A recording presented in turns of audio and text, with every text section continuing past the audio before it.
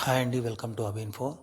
చాలామంది రెగ్యులర్గా అడిగే క్వశ్చన్ ఏంటి అంటే, అన్న ఫోర్త్ ఫేజ్ ఎప్పుడు ఉంటుంది? మేము 2016లో అప్లై చేసుకున్నాం, మాకు ఇంతవరకు ఫోన్ రాలేదు, అలాగే ఇల్లు కూడా రాలేదు అని చెప్పేసి కామెంట్ అయితే పెడుతున్నారు. అన్న దీని గురించి మీకు తెలిసిన అప్డేట్ ఉంటే వీడియో చేయండి అని చెప్పేసి.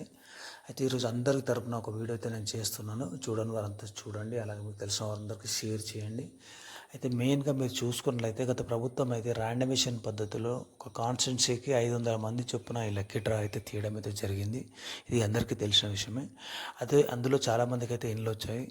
దాదాపు ఒక 1,30,000 వరకు అయితే 2,30,000 వరకు అయితే లబ్ధిదారులు అయితే ఇంకా ఈ డబుల్ బెడ్రూమ్ కోసం అయితే వెయిట్ చేస్తున్నారు. ఎందుకంటే ఇది 11 లక్షల నుంచి 3 లక్షల మందిని అయితే ఎంపిక చేశారు, అర్హులుగా గుర్తించారు.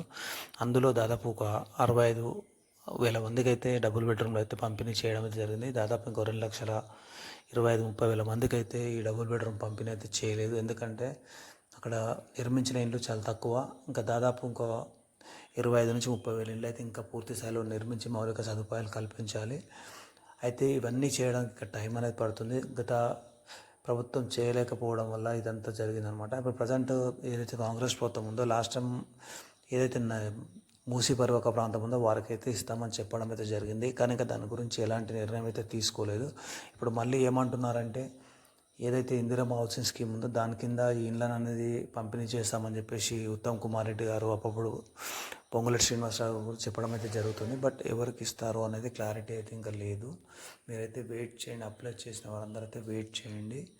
అలాగే మీరు లాస్ట్ టైం కూడా చెప్పారని ఇందిరమ్మ హౌసింగ్ స్కీమ్ కింద అప్లై చేసుకోండి, ఇది కాకపోతే అది వస్తుందని చెప్పేసి. త్వరలోనే ఇందిరమ్మ హౌసింగ్ స్కీమ్ కూడా స్టార్ట్ చేయబోతున్నారు. దీనికి సంబంధించి మరొక వీడియోని పూర్తిగా చేస్తాను, మీరైతే వెయిట్ చేయండి. అలాగే దీనికి సంబంధించి ఇంకేదైనా అప్డేట్ ఉన్నా నేను మీకైతే వీడియో అయితే చేస్తాను. మా ఛానల్ అయితే సబ్స్క్రైబ్, లైక్ చేసి సపోర్ట్ చేయండి. మీరైతే కొద్ది రోజులు అయితే వెయిట్ చేయక తప్పదు.